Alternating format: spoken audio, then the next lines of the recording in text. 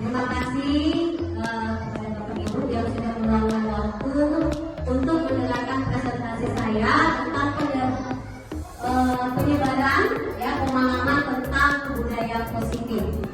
Kita ketahui Bapak Ibu, budaya positif adalah pembiasaan yang kita lakukan sehari-hari di sekolah untuk membentuk disiplin diri murid. Dari disiplin diri ini akan mewujudkan nilai-nilai kebajikan sesuai dengan profil pelajar Pancasila. Profil pelajar Pancasila itu ada 6 elemen: beriman dan bertakwa dan berakhlak mulia, kemudian ada gotong royong, kebinekaan global, kemudian ada berpikir, bernalar kritis, kreatif. Jadi ini yang harus kita wujudkan. Disiplin diri di sini tujuannya untuk membentuk nilai-nilai kebajikan yang sesuai dengan profil pelajar Pancasila. Bapak Ibu, kita ketahui ada tiga istilah dalam budaya positif. Ada hukuman, ada konsekuensi, ada juga restitusi. Setelah saya pelajari dalam pendidikan guru penggerak, yang pertama, hukuman itu tidak bisa kita terapkan di sekolah kita, baik hukuman fisik, yang berkaitan dengan fisik anak. Yang bisa kita lakukan adalah berupa konsekuensi dan restitusi. Apa beda konsekuensi dan restitusi? Konsekuensi itu berupa kesepakatan. Ketika ada murid yang melanggar kesepakatan kelas atau keyakinan kelas di kelas kita berlakukan konsekuensi. Contohnya Bapak Ibu, ketika anak ini tidak mengerjakan PR, nanti kita berlakukan kesepakatan. Kalau kamu tidak mengerjakan PR-nya, kamu harus selesaikan PR-nya dan kamu tidak boleh istirahat. Jadi kita tidak berlakukan fisik, dia harus menyelesaikan. Jadi konsekuensi ini berlaku dalam jangka waktu pendek, memberikan ketidaknyamanan kepada anak dalam jangka waktu pendek. Sedangkan hukuman itu jangka waktu panjang. Ketika kita memukul anak, mencubit anak, itu akan terekam di memori anak-anak, terekam dalam jangka waktu panjang. Sedangkan restitusi beda lagi Bapak Ibu. Restitusi yaitu kesepakatan yang kita buat kepada anak-anak untuk mencari solusi. Contohnya, anak ini suka terlambat. Kita panggil anak tersebut, kita tanya apa penyebabnya terlambat. Dari penyebabnya itu kita cari solusinya bersama-sama. Contohnya, Bu, saya mau datang tepat waktu kalau memang orang tuanya itu ada kesepakatan sama kita. Dia nggak bisa bangun tepat waktu karena orang tuanya juga terlambat bangun. Jadi itu mencari solusi, restitusi. Jadi yang disarankan Bapak Ibu kita terapkan sesuai dengan budaya positif itu adalah konsekuensi dan restitusi, tidak memperlakukan hukuman. Bapak Ibu. Kemudian kita juga dituntut harus disiplin positif. Mulai dari yang kita terapkan Bapak Ibu, 5S sudah kita terapkan. Salam, senyum, sapa, sopan dan santun. Itu buat budaya positif. Kegiatan keagamaan, maulid, sholat duha, baca Quran, ibadah Jumat, itu merupakan budaya positif. Makan makanan sehat sudah kita terapkan, Kemudian gotong royong, piket, itu sudah kita terapkan.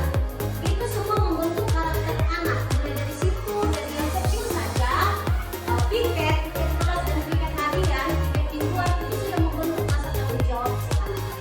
Jadi rasa tanggung jawab itu nilainya, kegiatannya gotong royong,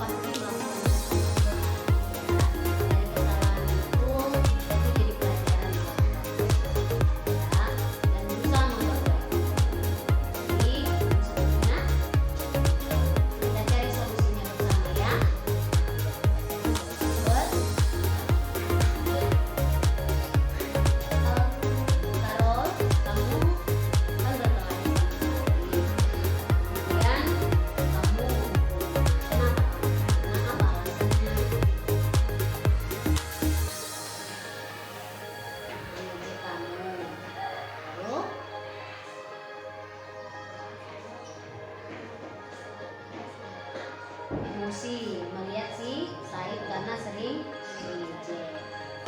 Ya.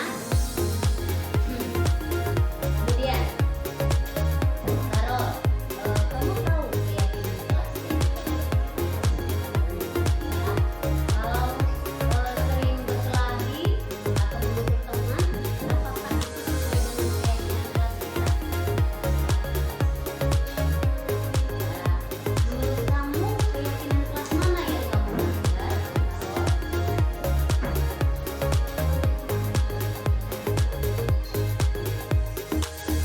Datang tidak sopan, ya, tidak menjaga ketertiban. Menurutmu itu salah aku? Salah. Ibu tanya, menurut kamu kalau apakah keyakinan kelas itu penting, Nak? Penting, ya. Pentingnya apa keyakinan kelas? Ya kamu bagaimana?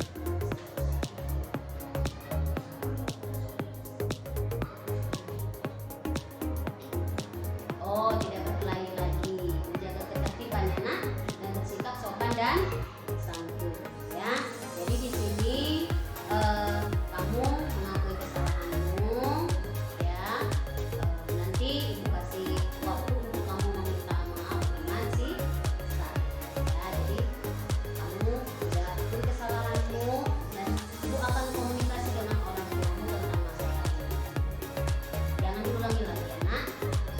Ya, kembali ke kelas, silahkan belajar seperti biasa. Terima kasih ya. Ya, jadi anak baik ya. Saya minta maaf karena saya sering menyebutkan saya. Ya, saya juga minta maaf karena saya mengejekmu. Terima kasih Bu sudah mencari solusi buat saya Bu, agar saya bisa menjaga sikap saya lagi Bu, agar kita berantem lagi Bu. Baiklah anak-anak ibu, tadi kalian sudah melengketkan kesepakatan kita.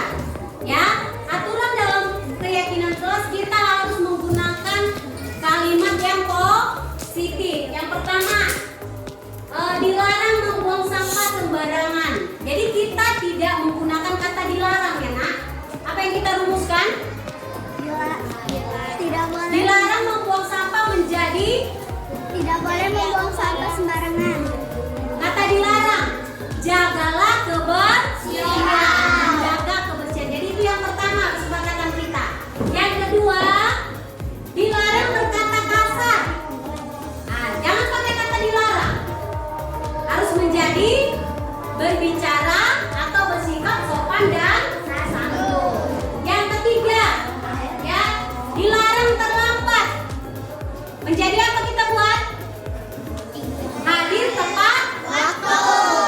Ya, yang keempat, ya, jangan kotor sudah hadir. Mengerjakan tugas setiap hari menjadi tanggung jawab mengerjakan tugas. Apalagi ininya, keyakinannya tidak membawa handphone. Setuju? Ya, tadi hadir tepat waktu. Setuju? Kemudian menjaga kebersihan. Setuju? Setuju. Ya, apalagi Nak? Apalagi tadi? Tidak boleh Wajib mengerjakan tugas.